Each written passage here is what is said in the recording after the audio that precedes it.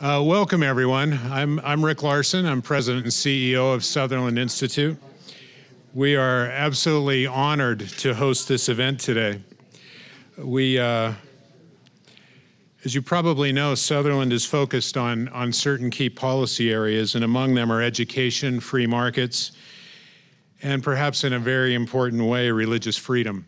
So we're grateful to the Sterling Foundation for inviting us to be part of bringing this distinguished group to Utah and to Sutherland. And because there's so much to cover, I'm going to be very brief and just introduce to you the president of the Sterling Foundation, Mr. Ed Rowe.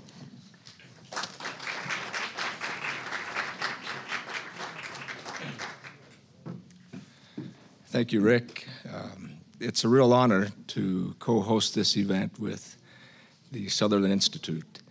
And it's quite a historic event because this is the first time that religious leaders and government officials responsible for religious affairs from Azerbaijan have come to our wonderful state of Utah.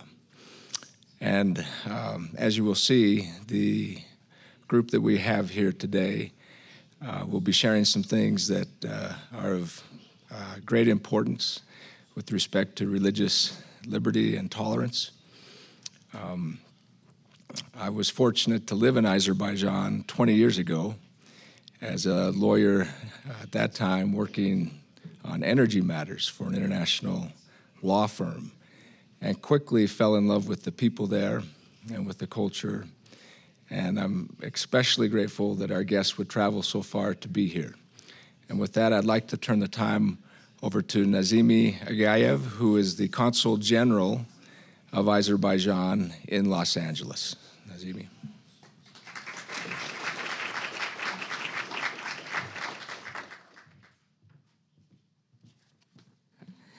So it's a great pleasure to be back in Utah in the Beehive State. It's my third visit here in this beautiful state. I'm based in Los Angeles, cover 13 states, and Utah is, of course, one of my most favorite ones in my jurisdiction. So very pleased and honored to be back here.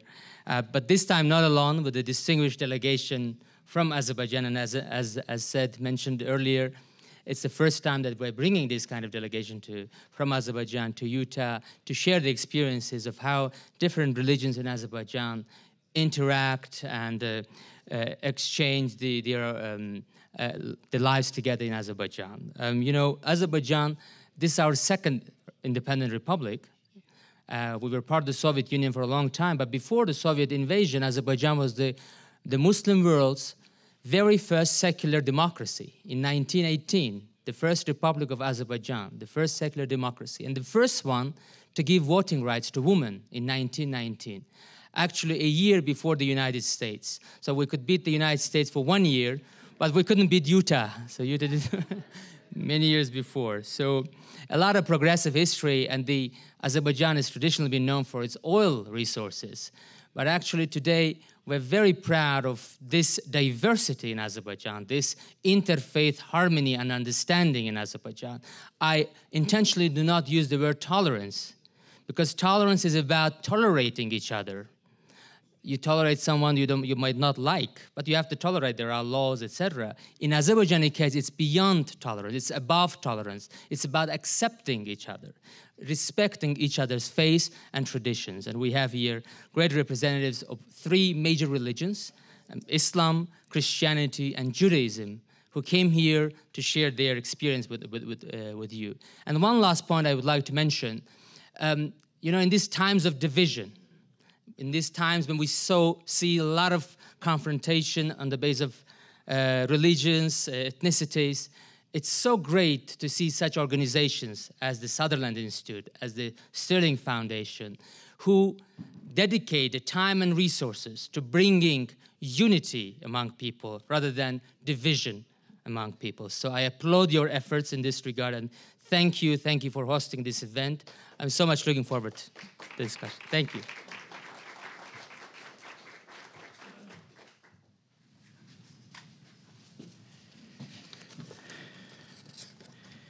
Thank you for being here. We're so thrilled to be able to host this presentation, and we feel the same. about the importance of learning from you and the amazing history of Azerbaijan. We'd like to invite our panelists, for the government panelists first, to come forward. Thank you for being here. We'd like first to have you introduce yourselves to everyone, explain your role, and then I have an important question I want to follow up with. Who would like to go first? Please. Teşekkür ederim. Sizlerin hamınızı salamlayıram. Pleasure for me to be here and welcome you here. Gözəl insanlarla eyni auditoriyanı paylaşmaq mənim üçün xoşbəxtlikdir. Auditorium with great people like yourself. Thank Bütün you. təşkilatçılara təşəkkür eləmək istəyirəm. My appreciation to all the organizers of this event. Mənim adım Gündüz İsmailov. Mən Azərbaycan Respublikası Dini Qurumlarla İş üzrə Dövlət Komitəsinin sədr müaviniyəm. On the work with religious association and the deputy head of this committee. The committee that I represent, the key function is to ensure the freedom of expression, freedom of conscience and religion, as well as work with religious communities and affiliation and act as a bridge between the state and the religious communities. I also would like to welcome you all. Thank you very much. Thank you to the Sutherland Institute and the Stirling Foundation likewise, and to, of course, our General Consulate of Azerbaijan to Los Angeles. Thank you very much for organizing it. It's of course great to share this event with you. My name is Ravan Hassanov.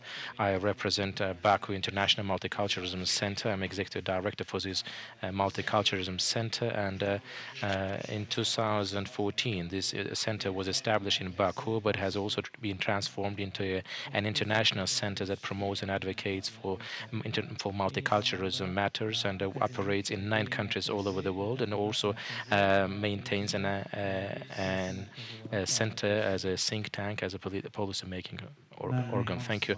My name is Mehman Ismailov. I am the Executive Director for the Spiritual Values Foundation. Our fund was established in 2017. It has been now for 2 years, and our foundation promotes spiritual values and maintains and protects these principles, and also the freedom of religion is a part of this, of our values. So we work with all religious confessions and communities to try to develop these shared principles of respect, and we carry out our common projects, as well as attempt to, of course, raise the awareness of our religious communities about the state policy. Thank you. Very good. Thank you for being Teşekkür ederim. Çok sağ ol. We'd like to begin with a question related to the introduction and the history of multiculturalism is the term that you use. Can you explain what you mean by that? Maybe how that might be different from other models? Thank you. Thank you. In Azerbaijan, there's a community which has been always tolerant and multicultural. It is a result of many years and a long-standing experience. It also comes from this mutual relationship. But this multiculturalism is a political term that was established, and you know that until this term has been coined around 60s of the last century, and these policies has become now the state policy for our country. Azerbaijan is one of the rare countries in the world that have elevated multiculturalism to its state policy, and also promotes this all over the world. And many times people ask, well, what is the distinguishing features of Azerbaijani multiculturalism model in comparison with others? Now, in our communities, there is no. We represent different confessions and different communities, and on top of that, these communities actually live in many other places, right? And only rare countries are mono-ethnic. But Azerbaijan is different with this. I think Azerbaijan and the government and the state of Azerbaijan, specifically the head of the state, the president, works with the and ensures the freedom of expression, freedom of religion, and supports all of the religious affiliations and association financially and morally. So therefore, for us, different cultures and different nations and different faith, it's important for us to ensure this enabling environment so they could work, live together, and to ensure that all of these nations have they have a potential and resources to safeguard and protect their, of course, cultural identity. And Azerbaijani multiculturalism model reflects this specifically and claims that there is no alternative to multiculturalism. Some of the policymakers and politicians all over the world state that the multiculturalism is a fiasco, but well, we still wonder what is an alternative to multiculturalism. We haven't yet received any suggestions on that matter. So what can be as an alternative to multiculturalism? There are over 2,000 nations living on this planet, but only 200 independent states exist. Therefore, these 2,000 nations, cultures, there is no other alternative other than living together in a respectful fashion, and it's very important to ensure this. Therefore, when we indicate that multiculturalism does not have any alternative yet, this is what exactly we imply, that one culture and one nation shall not erase the other nation from the historical and the cultural map. And therefore, this term is also very much connected to the human rights.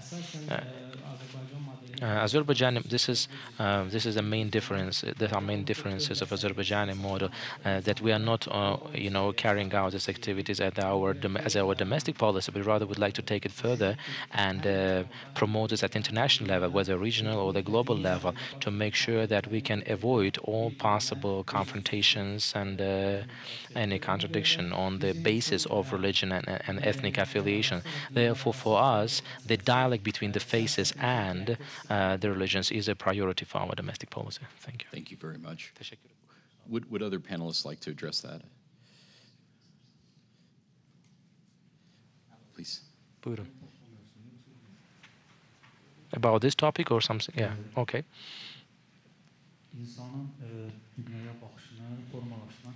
Of course, the society shapes and formulates a view and the opinion on certain matters.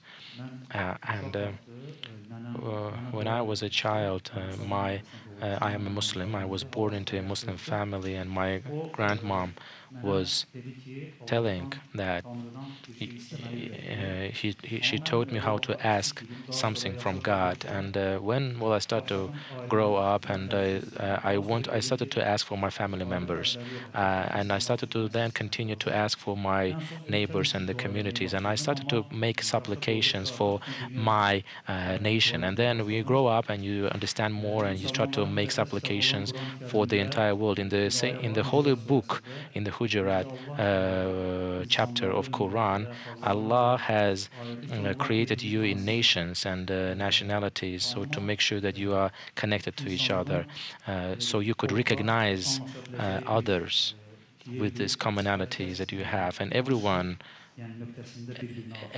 needs to support each other at one crossing point. And from that perspective, I believe that in our Azerbaijan, this tradition that has been established is specifically due to this diverse context and environment. Of course, our geographical locations. Before we were Muslims, we had Christianity in our territory, and also Zoroastrianism, and all of these religious, of course, religions and the faiths, they have their impact on the modern life.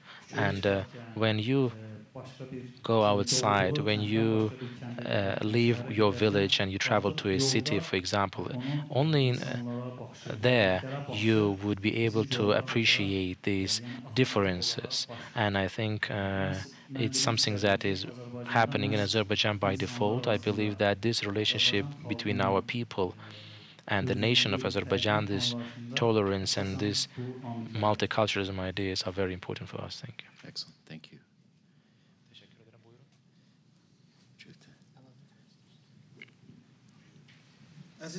Dear friends, this is my second trip to Utah, and in my first and my now second visit, I recall, and I think I come to the same conclusion. I love two things in Utah: mountains and the people. In the place where I was born, in this area, also it's a mountainous area where I was born, and in this area, you know, they call people the people of mountains. So that's why we are so close to each other by spirit. And well, in my understanding, the people who live near the mountains, and they are more human, if you like. They are also more hospitable and very friendly. And I think I witnessed this once more, to witness this hospitality from your side. And also, well, I feel that yourself and ourselves, these multiculturalism ideas and the love for human beings, I think this is a source of this love. I think the mountains that we see. Please.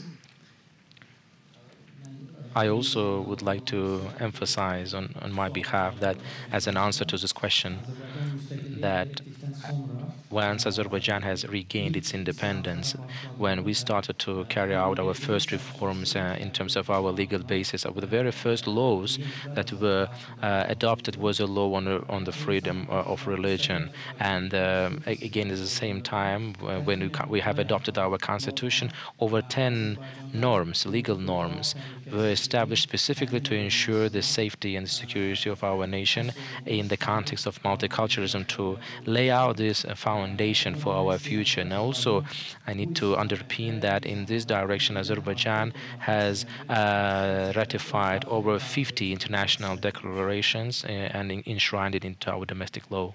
Very good. Thank you. Very helpful answers. I'd like to ask a follow-up question. What about religious radicalism and extremism? That's a question we have a lot. Comments on that? What is Azerbaijan doing to respond to religious radicalism and extremism? Thank you. Thank you for the question. Dear friends, there is a founder of the sociology, Ibn Khaldun. He was a Muslim, and he has an important adage: geography stipulates your future. And our geography, the whereabouts where we are located, of course, is also our destiny. And we are a part of the Islamic world. Now we have Iran on the south, and we have Russian Federation on the west, on the north. So if we look at from the Eastern perspective, from the Muslim world, from these lenses, we are the beginning of Europe. But if you look at us from the European continent, we are the beginning of East. Therefore, we serve as a bridge between these two cultures, the East and West, a bridge. And this has been the case for centuries. And for centuries, Azerbaijan played a role of the bridge and as a connector between these two continents, very successfully. But also, there is also a cost that you need to pay for this. And this cost is that today we are very close to the conflicting areas. For example, Syria is one of them, Iraq, Afghanistan. We are very close to these areas of conflict. And sadly, that this wind that comes from these areas also had an impact on us. And yesterday, I said this in the meals that we shared yesterday. Recently, the United States Commission on the Freedom of Religion, the vice president of this commission, was paying a visit to Azerbaijan, and we discussed many issues about the freedom of religion and so on. And we heard something that from them, that your region and your neighbors, and we understand that you are not neighbor in Canada. We understand that your neighbors are different. We understand it very well. It's perfectly clear. But even if Canada is not your neighbor, we want you to be the United States. The point is that the government of Azerbaijan has commitments. The priority for us is to ensure, of course, the freedom of conscience. And 96% of our population are Muslim. 4% are non-Muslims. This includes Jewish, Christian, at the same time, other religious minorities and representatives such as Baptists, Adventists, Jehovah's Witnesses, Lutherans, and others. And in this geography, in this whereabout, to ensure the freedom of conscience and religion is not an easy thing to do. I mentioned the aspect of geography for a purpose. In this geography, to ensure the freedom of conscience is not, again, an easy thing to commit to, and there are threats, of course. But, well, in other words, if we talk about, for example, freedom of conscience in the United States, it's not something topical. But for countries like ourselves, if we look at it from an extremism or radicalism perspective, of course there are potential security threats, and we are forced to deal with it. And in other words, for us, the freedom of conscience is yet one of the priorities, and the security matters is another priority, and we need to work with these two matters simultaneously. The state policy on religion, of course, is based on this, and the policy in general of our country, first of all, you need to ensure the security for your citizens, and second, of course, you need to go for the freedom of religion and thought. I would like to give you a couple of facts. For example, in the fight against terrorism, in the fight against terrorism, extremism, radicalism, we have good allies, and one of these allies is the United States of America. If you just Google it, if you go for and try to find, just to type it, fight against terrorism, you would be able to see the list of the countries that support this fight, and you would see the list of the countries where you would see the name of Azerbaijan. And on top of that, Azerbaijan is also fighting against terrorism as a country also who has suffered from the terrorism. And for today, I would like to give you a couple of stats. Azerbaijan, again, we have Jewish communities, and the leader of the Jewish community is present here today. He will be speaking about this in further detail, but around 30,000 Jewish representatives are living. We have, in Azerbaijan, we have 7 synagogues. We have great relationship with the State of Israel, and I think it's probably the only country in this region that still maintains very positive relationship with the State of Israel, and I think it's also a reflection of the way how the Jewish community is living in Azerbaijan. So none of the Jewish community was threatened and threatened by our people, but the Christianity has a long-lasting history in Azerbaijan for 2,000 years, and we have a Christian past, and this is something that we take it very openly. And the history of Islam in Azerbaijan approximately starts with 1,300 years, and we are a part of this larger Islamic geography, and we still also have some weight on our shoulders. We need to represent Islam in the Western world, but also to represent the Western modern values in the Islamic world. And this function, I think, is very successful exercised by us, and we take very much pride in it. Well, there are many things, of course, that I would like to share, but the time is limited, so I don't want to abuse it. I would like to bring to your attention that, yes, we talk about multiculturalism and tolerance, and instead of hearing it 100 times, you better come and visit it, and visit our country and witness it personally. And I would like to see you in our country, and so you could personally visualize this. And again, I recalled mountains, and we have great mountains in our country. In the place where I was born also, it's a mountainous area, but unfortunately it's for 28 years I cannot go back to my place of living because it is under occupation. Well, we talked about geography. Geography is our destiny, we said, and unfortunately one of the aspects of this destiny is that for 28 years we have lost 20% of our territory, and there are 4 United Nations Security Council resolutions on that. There are 1 million refugees that are living in our countries that cannot go back to their homeland, and one of every 10 people is a refugee. Can you imagine that? You can imagine that we are in this whereabouts where we border very powerful nations. We are very close to the areas of conflict in the Middle East, but at the same time, in this context, the freedom of conscience is priority for us because we have different, maybe even hundreds of faces, and they're representative living. But we only have one planet to live and share.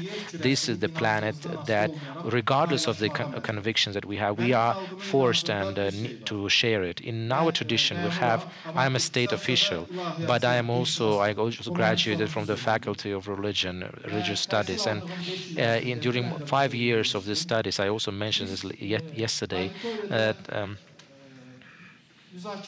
so we had a deep academic debate in the auditorium on answering the question, what can be done to make us better Muslims? So we could, have a theological discussion. What shall be done to become a better Muslim? That was a question. But one person said, well, let's go and ask this to our professor. What shall be done to make us better Muslims? And the professor answered in the following way. He said, my son, first you will be a human being.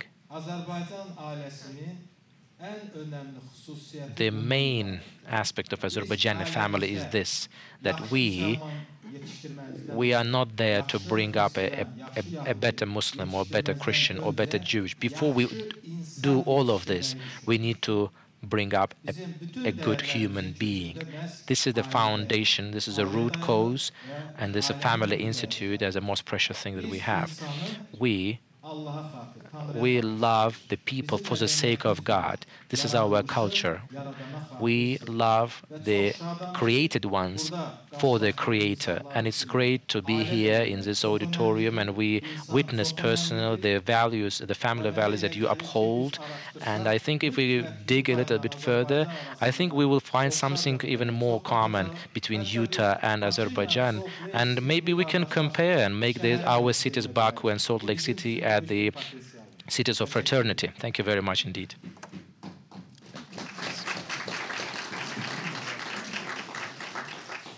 We hope so as well. Please. Gündüz has comprehensively covered the subject matter. I just would like to add on top of that about the measures that are undertaken against radicalism and extremism. There are 4 directions, 4 priorities, because after we regained our independence, after 70 years under the Soviet rule, you know that the Soviet Union did not allow for any, obviously, religious affiliation, and their ideology was about atheism and communism, by all means. But in the 90s, when we regained our independence, religious extremism and radicalism was a major threat, and I think this was a case for and is also, a real threat for many countries all over the world. And we fought this in the following way: first of all, raising the awareness, educating people, and trying to, of course, raise their religious level, their knowledge of religion, to share the historical perspective. Because in the case where you have educated people, of course, it's not easy for the religious extremists to pump into that and give and radicalize people. And also, in terms of the legal perspective, our legal basis and legislation in general has been amended to include specific provisions. I think in the 2015 there's an additional draft law that was adopted by our country. And the third is a law enforcement, of course, how to build this relationship with this with our law enforcement agencies. Of course, they need to work hard to make sure that they can keep this under control and work also with the people who would like to export their alien understanding and perception of the faith in general. We worked also a lot with international organizations, and I think in that perspective, we worked with the leading countries of the world, and to ensure that we can exchange the experience. And if we can now lead the policy of multiculturalism, I think all of these 4 directions in a very short period of time have been very instrumental and provided us with the necessary result that we all expected. I think in the very common, ordinary people in our country, they feel this environment of fraternity, but there is, of course, a lot of measures and efforts undertaken behind the scenes. Thank you very much. Thank you. Please. Buyurun.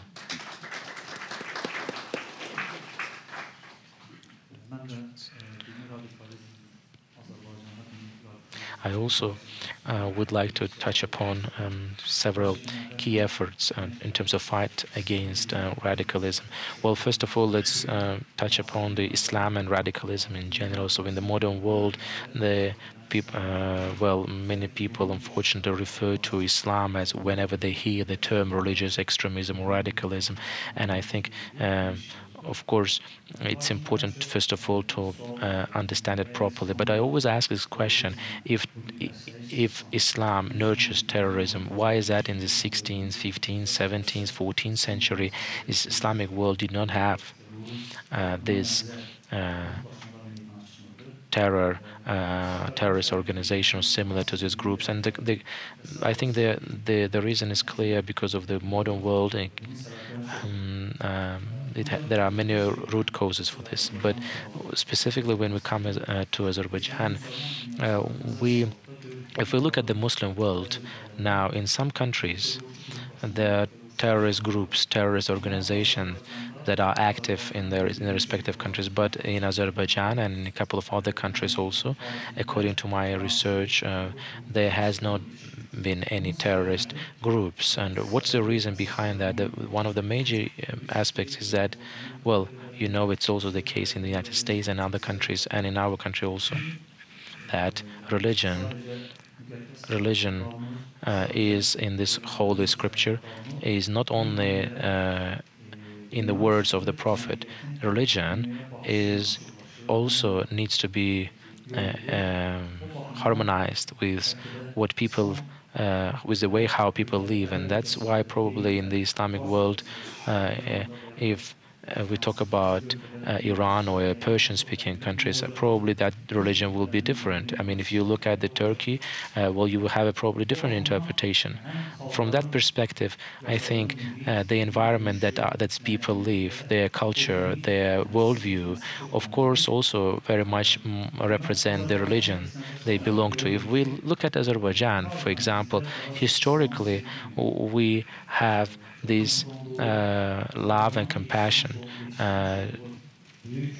And Azerbaijan has raised many important religious thinkers, not only religious thinkers, but rather general thinkers that have described this in their poems and writing in general, and they left this heritage for us to follow. And it was love, it was love driven, and I think this is something that sincerely comes from our hearts, and as also in international social studies and other different think tanks that have researched Azerbaijan in comparison with other Muslim states, this is also very much clear in this research and has been reflected. I also, of course, before I was elected to this position, I worked with local communities to fight extremism and religious radicalism in the southern part of Azerbaijan, because this is the southern part of Azerbaijan had favorable condition for radicalism to prosper. And well, as Ravan just earlier mentioned, during the Soviet rule for 70 years, we lived under atheism, and you know that Azerbaijan also before was divided into Tsarist Russia and Iran or Persia back then, and most of our Azerbaijanis actually also live in the part of Iran, and we all see that throughout our history there was no a case of radicalism in our country. But in the end, the beginning of 21st century, we had certain manifestation of radicalism, and it was violating the general, now ordinary landscape. So because, well, this tradition were kept even during the Tsarist Russia, but the Soviet rule has eliminated any possibility for faith to prosper. You know that under Soviet rule, most of the temples, cathedrals either were destroyed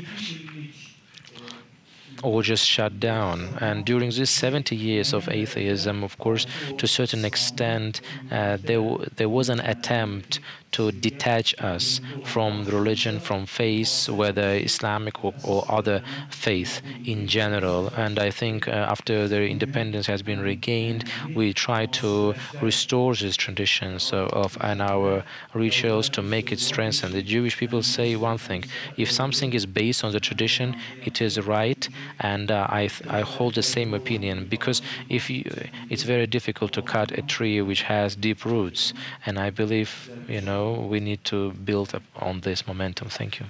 Excellent, thank you. One thing I've already learned is that we need to spend more time together learning from you, so thank you for spending this time. We'd like to give an opportunity to those in the audience who may have a question or two, if that would be all right. Please. So my question has to do with how the situation with Nagorno-Karabakh has affected the way that you think about pluralism and multiculturalism within Azerbaijan today. And are there any special concerns about the Armenian Apostolic Church and its activities within Azerbaijan? Thank you. If you allow me, I would answer the question. I would like to inform you that Nagorno-Karabakh conflict with itself, it brought many social issues, not only to Azerbaijan, but rather to the region in general. And even though this is the case, I would like to specify this particularly, that our Nagorno-Karabakh conflict, the one that is in place as Azerbaijan, our fight is not against a nation. Our war is not against representative of any religious community. And as an evidence to that, I can say that there are many Armenians living in Azerbaijan. They keep their surnames and live in our city, in the capital city of Baku. And almost 1 million refugees that are living in the country, even though they have been subject to genocide in certain places, we know that our willingness to get the justice, our willingness to fight it specifically against the people who committed these crimes. We have an Armenian church in Baku.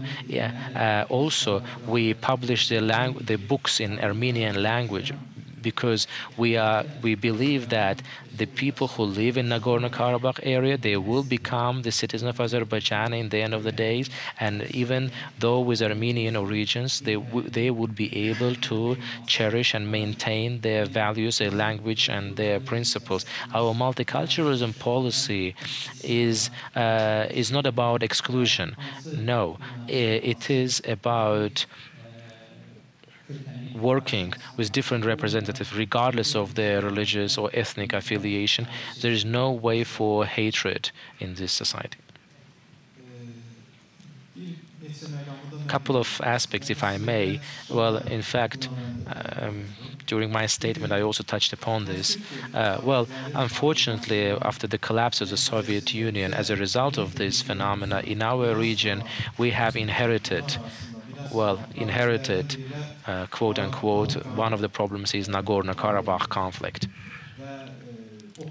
And for 30 years, over 30 years that this conflict has been protracted, and this situation has not been solved yet. And we can say that not even the smallest distance has been covered for so many years. 20, 25 years ago, Azerbaijan has lost 20% of the territory. It's the same 20% now. We have 1 million refugees 25 years ago. It's the same 1 million refugees, and their number is growing. And, well, I am also one of these refugees who flew. When I was internally displaced person, I was 10 years old. Now I'm 38. And it's very odd and strange. I would like to share this experience with you. In the village where I was born, there were no Armenians living in the village where I was born. But now, under this occupation, there is no single Azerbaijani living in these areas. Ethnic cleansing, and that's it. And we look at this look at the destiny. In 2010, in April, the religious community leaders have gathered in Baku for the religious summit. It was the first Baku summit. And also in this summit, I participated there. And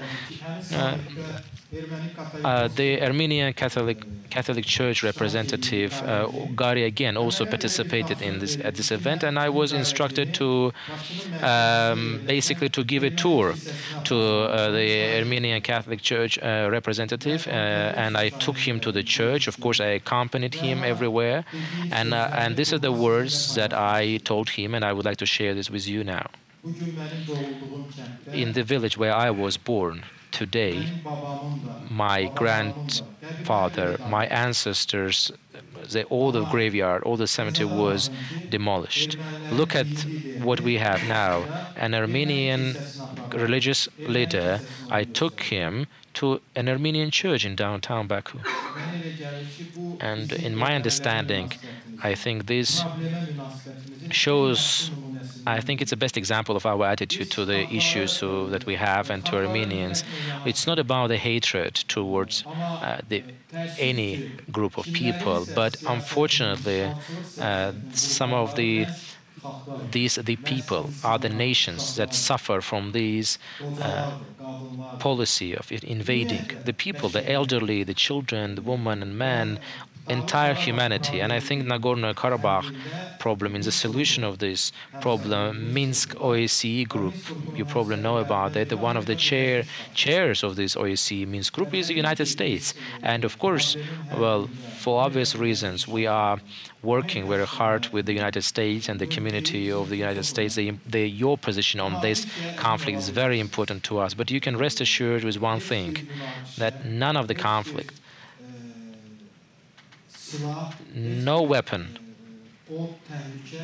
no threat will change our ways in terms of appreciating the human nature. Thank you. Thank you very much. We need to move to our religious panel, and so we'll need to plan soon to be in Azerbaijan having this discussion. Very good. So thank you very much.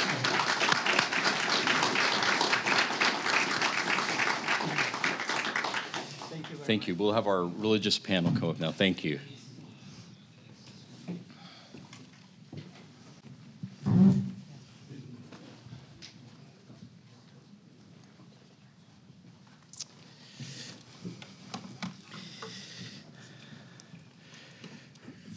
Very, very helpful. Thank you. We're very grateful to have this panel now address religious issues. And we'd like to begin, as we did last time, with each of you making an introduction of yourselves. And then I have some questions for you. So will you begin? My name is Alexander Sharovsky. My name is Alexander Sharovsky. I am Jewish, and it happens that I head the European Jewish community in Ashkenazi European Jewish community in Azerbaijan, and there are 30,000 Jewish living, and 10,000 of them are the European Jewish community members. And that's it for now. Yes. Very good. Thank you. Buyurun. Buyurun. My name is Fuad Nurullayev. I represent the All Muslim Authority in the Caucasus. I'm happy to be here. And our goal is to indeed make our nations closer. And in fact, the best step is to bring the nations together, to share, to discuss, and increase mutual understanding between our nations, and also try to solve some of the problems that we encounter. Thank you. Thank you. My name is Mifodzi Elnur Efendiev.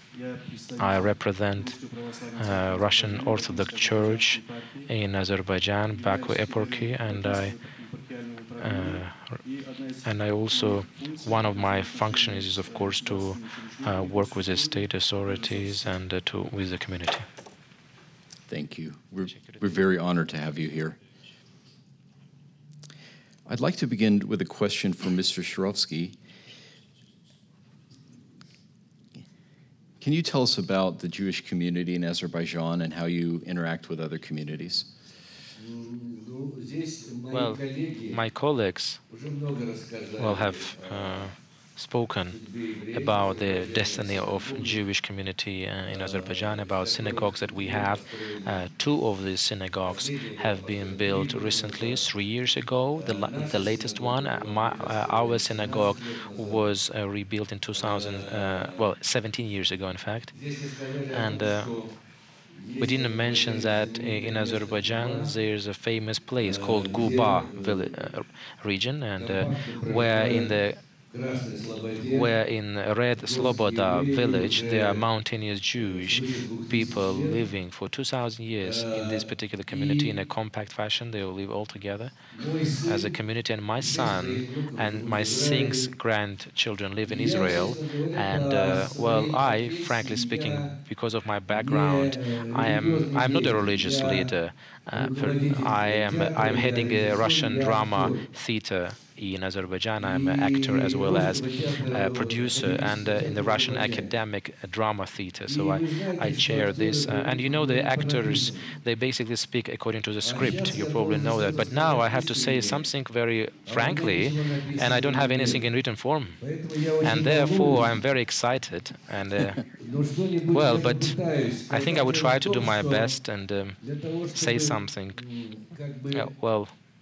You know, to reflect the life of a Jewish person in Azerbaijan, I think there's no better example than myself. Because, I was born thanks to Azerbaijan, and you would wonder why I am saying this. Well, the thing is that my ancestors, in different times, from the mother's line, they were escaping and fleeing of pogroms in the 20th century, in the beginning of the 21st century, from Ukraine. My ancestors from my mother, but from the father's side, their ancestors were escaping Hitler when he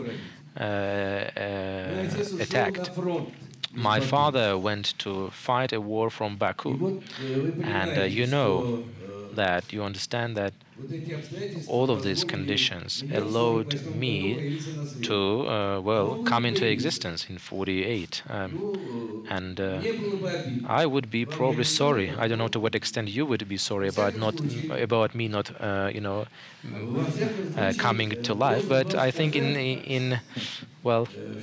I should say that my nanny, she's a Muslim, and she had a veil on, and my parents were working, and I had some speech issues. I couldn't pronounce a couple of letters, and she was, she was keeping me under her veil and saying that you should not get an evil eye, and yes, I didn't catch an evil eye. I think, in Azerbaijan, among European Jewish people, there are very famous people like Landau, academician and physician, and there are many musicians, many doctors, and among them is myself. And I am also very proud of this. Because the head of the state of Azerbaijan, he honored me with 2 highest rewards. I have all the titles that a successful person may get in Azerbaijan,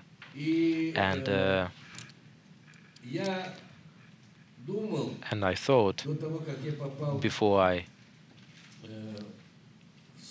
came to Salt Lake City, I thought that the only place in the world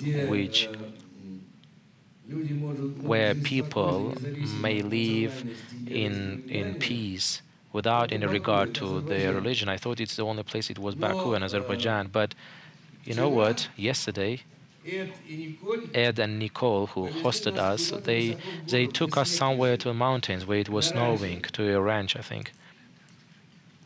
And there we met. I mean, it's the first time for myself when we saw a family of Mormons, and they are very young, the mom and dad, but they have 9 children. And they have many grandchildren. And, well, you know, if I were smart, I wouldn't go and become an artist and an actor. I wouldn't become an actor. I would become maybe a doctor or something else, you know. But since I'm not that smart, I really feel everything with my heart. And that atmosphere, that environment that we had in this mansion, and there was, you know, it was snowing, and they loved each other, and they loved us when we came, and I think this is something that will remain with me for good.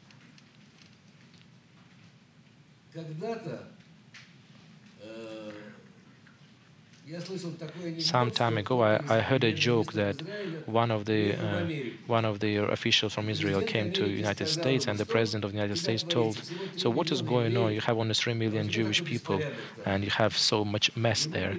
And the prime minister of Israel was saying, "In America, you have 150 millions and 1 president, but in Israel, we have 3 million people and 3 million presidents." So I think it's the same way in our community. I think it's the same in the European Jewish community. Jewish people think that they are the most talented and they are smartest people on earth, and they forced me to become a leader of this community, and I fight the way I can. But believe me, trust my word on this. Sometimes I joke that I have a feeling that in Azerbaijan, the main nation are the Jewish people and not Azerbaijanis. You should come and pay a visit to our country and give me a chance. Well, first of all, I staged about 100 performances, but I think Miller, one of the performances that I had in my drama theater. But this, I think the families that I saw in Utah, maybe you have a talented person who can write a script. We can translate, interpret it into our language, and I would invite you to inauguration. Thank you. Thank you. We would be very sorry if you were not here. And we're grateful you did not use a script. Okay. I'd like to ask the next question, somewhat related. We've heard and understand that there's a warm relationship between confessions in Azerbaijan, but what about the branches of the same religion, Sunnis and Shias? Mr. Nurialiyev, would you address that? Or? Elbette ki Azərbaycanımızda demiyorlar ki, əhalinin 96%-i müsəlman Muslim are the followers, and they are Muslim community. And this Muslim community comprised of Sunnis and Shia that live together. And it's impossible to see this unity, I think, in other places in the world. And for example, from the geographical perspective, if we look at Turkey, for example, or Iran, and if you travel there, you would not see Sunni and Shia imams, the leaders that lead the prayer in one mosque, neither in Iran nor in Turkey. In our case, the Muslim authority of our country that cover the entire Caucasus region, our main goal and objective is to ensure that all Muslim followers, regardless of their belonging to a school of jurisprudence, whether Shia or Sunni, they can practice their religion easily. Of course, when I'm asked this question,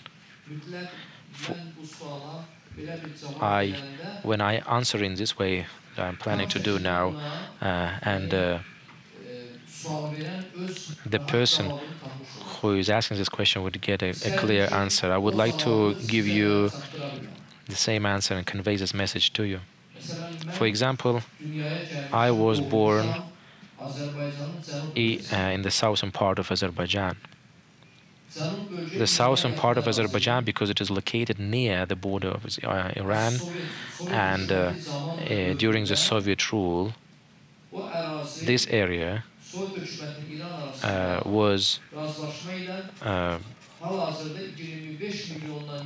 was detached from the Soviet Union and given to Iran, which resulted in 25 million of Azerbaijanis living there. But in the modern Azerbaijan, we count only with 10 million people living in the present Azerbaijan. So if we look at the southern part of our country, maybe 1 or 2% of these people will be Sunnis. 98%, 99% of the followers of Islam are Shia. I was born there, and I was trained as such. But, well, the time passes by, I married, and my spouse, the woman I married, is coming from the western part of Azerbaijan, and these Azerbaijanis living there, they are coming from a neighborhood called Borchali. In this area, they are neighboring Georgia. In the west. So during the Soviet time, this area was under Georgia.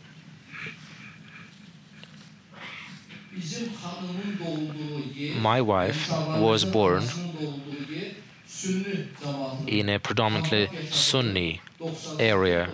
Again, 99% of the people who lived where she was born are Sunnis. I am married for 30 years, and we have 4 grandchildren. I am Shia, she is Sunni. We married and we live happily for 30 years. Of course, there is no even discussion about this problem. And in our mosques, in most of our mosques, whether it is southern part or the western part of our country, and in Baku, also in the capital city of our country, in every mosque you have a Sunni and a Shia imam who lead the prayer. And on top of that, one of the Utah senators, we have had a meeting at your Senate just recently, and the senator visited Guba and met with different religious communities, and when he was visiting Haydar Mosque in Baku, he walked, he got information about the mosque, and what was that he saw in this mosque.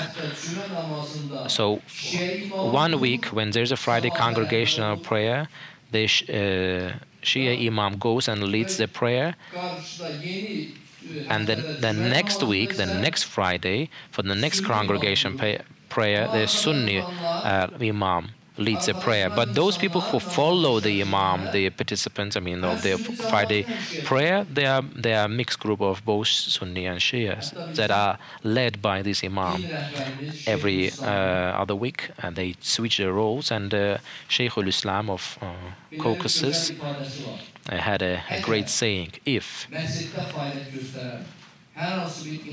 an imam in a certain mosque raises these questions of differences between Sunni and Shia, this person cannot be with us. We are brothers. Our conviction and our beliefs are the same. We follow the same imam, and we believe in the same God. And even more, our Shaykh al-Islam of the country and the region,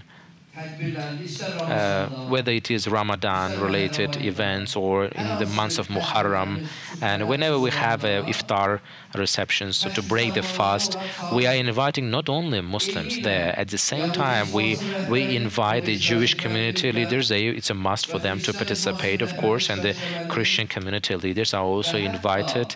And when When he is asked, he replies, "These are my brothers." Also, in the event yesterday that we had, I also mentioned this. Our sheikh supports financially, whether it is a church, and he's a Muslim community leader, or a synagogue. He helps. I think you would not hear these stories in many places in the world where Muslim community leaders supports and financially aids the Orthodox Church and the Jewish synagogues. There's the Father Alexander of the Orthodox Church. He got sick a couple of years ago, and he had to undergo a medical treatment. Our sheikh, the representative and a symbol of the Muslim authority, he took the Father Alexander and he took him to Germany. And sheikh was telling this story, and when they entered the hospital, well, they saw that one person is a Christian. He's brought for medical treatment, but next to him there's a Muslim authority leader. And the sheikh was telling the story that the doctor was asking the question that, okay, I understand that this patient is a Christian leader of the Christian community, and you are the Muslim. What are you doing here? He was asking, and I said, he's my brother. I brought him for medical treatment. And even though I was saying this, I believe, well, the doctor did not believe me to the fullest, that in fact I used my proper funds and brought my brother for treatment. I think with this story you can imagine the level of our harmony. And you also ask Sunni and Shias. I mean, I think this is higher than that. If we talk about a certain country where there is no difference whether you are Christian or Jewish, well, we cannot even talk about the differences between Sunni and Shia. We have also the Jewish community, I mean European Jewish community, and the mountainous Jews. For the mountainous Jews, the leader of this community, Melik Yevdayev is his name.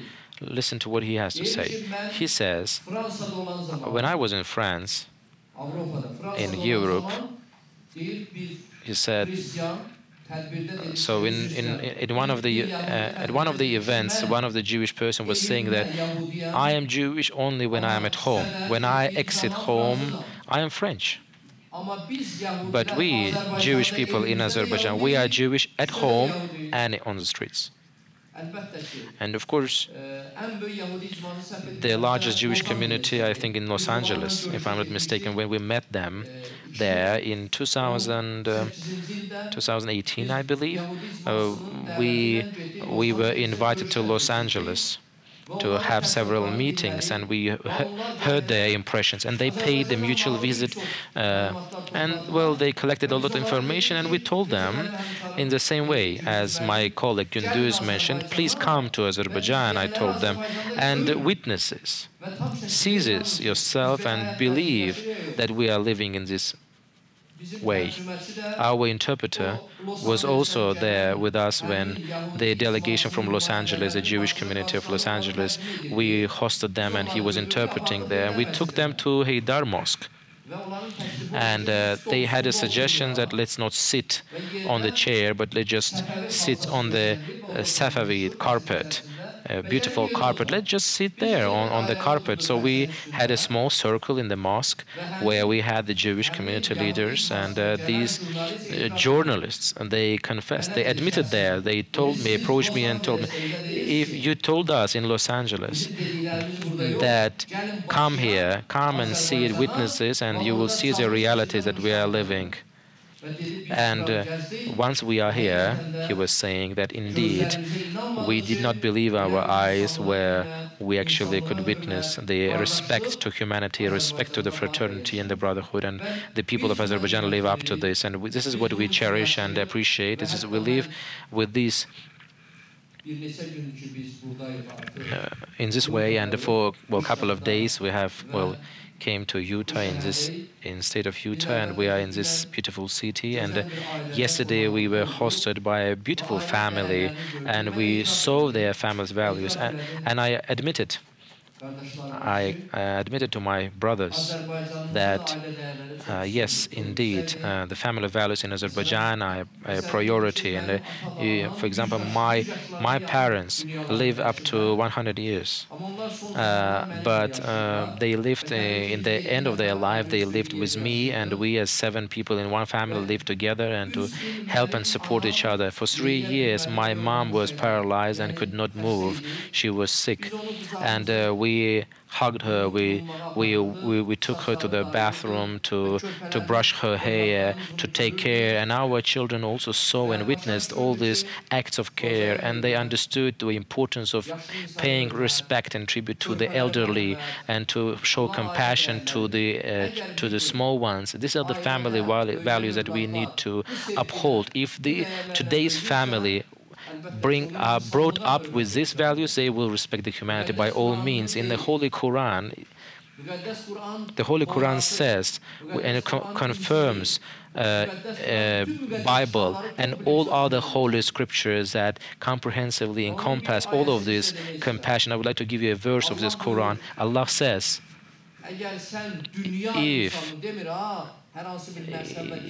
He says, if you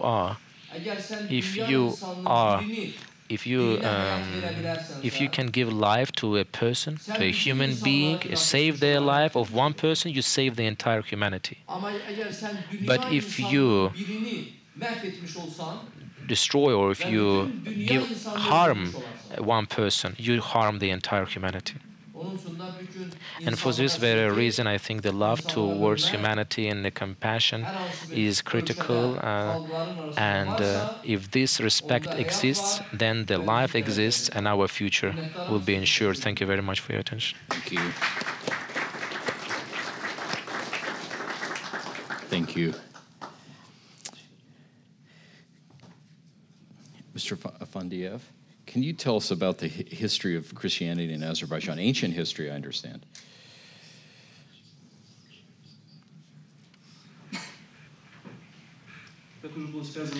Well, as it was said earlier, the Christianity in Azerbaijan dates back to 2,000 years. And with this first sermon on Christianity in the modern Azerbaijan, one of the disciples, or Apostle Bartholomew, who was killed by the pagans in Azerbaijan from the 4th to the 7th century. In the modern territory of Azerbaijan, the Christianity was a ruling religion, and up to now we also had the church, which is located at the northern part of Azerbaijan, which dates back to the 1st century after Christ. One of the disciples was advocating for Christianity in this area, and in one of the documents that we have found, this church is called the Mother Church of all the churches of Caucasus. This temple was refurbished and reinstalled by the government of Azerbaijan. In the 7th century, after 7th century, the official religion in the territory of Azerbaijan became Islam, and even though this was the case, the Christians continued to live in the territory of the modern Azerbaijan. By 19th century, the Azerbaijan was joined to the Russian Empire, and with the oil boom that took place later, for the development of course, the oil boom, the oil development allowed the Christianity to prosper. So there were different Christian workers, engineers, technicians, and entrepreneurs who wanted to build their business in Azerbaijan, in Baku, given the oil, of course, resources, and of course for their spiritual, matters. The Christianity additionally invited priests. We had 17 temples in Azerbaijan, other than the Orthodox Church temples, the cathedrals. They are Lutheran as well as Catholic and Protestant. Along with that, I also would like to point out that in our country, the people who came to, the Christians who came to Azerbaijan, they didn't want to convert the local communities into Christianity, and the local Muslims understood this benign act from the Christian followers. They paid a lot of respect to them. So during the construction of many Orthodox church and temples, a lot of these donations were given by the philanthropists of Azerbaijan, the Muslim philanthropists, and with the establishment of the Soviet communist rule in the territory of Azerbaijan, of course, we had experienced very challenging times for all religious communities, because one of the key foundations and the ideological directions of the Soviet rule was to fight religion. And most of the mosques, synagogues, as well as Christian churches and temples were shut down.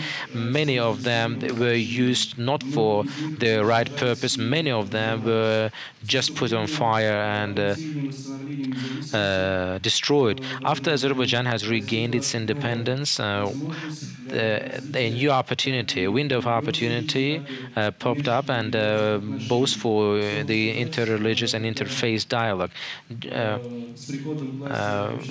The nationwide leader of Azerbaijan, Haydar Aliyev, when he came to power, one of the key strategic direction for the domestic policy of our country was specifically to develop the inter-religious dialogue, inter-religious dialogue. And when we talk about the Orthodox Church is the first religious community after the predominantly Muslim community, obviously, and counts with 200,000 believers. Not only Russians are included in this group of people, Greek, Belarus, Georgian, Ukrainian, and many other representatives of different nationalities. The Baku eparchy of the Orthodox Church holds an important place in the modern life of Azerbaijan and benefits from all of these rights and freedoms that are declared and enshrined in the Constitution of the Republic of Azerbaijan. Other than that, in the modern Azerbaijan, there are representatives of other Christian trends, such as Lutherans in the center, in the downtown, the Lutheran temple. I think, if my memory serves me, there are additional 23 Christian communities that operate basically in the territory of Azerbaijan and live in harmony and peace with other people. Thank you. Thank you very much. Well, thank you again to our panelists. We've been so grateful to have you with us. We're very honored that you would be here. Our delegation needs to leave, and so we're going to need to stop our discussion now, but there will be a motivation for us to go to Azerbaijan to learn more in the future. So I hope that happens. We'll turn the time back over to Rick.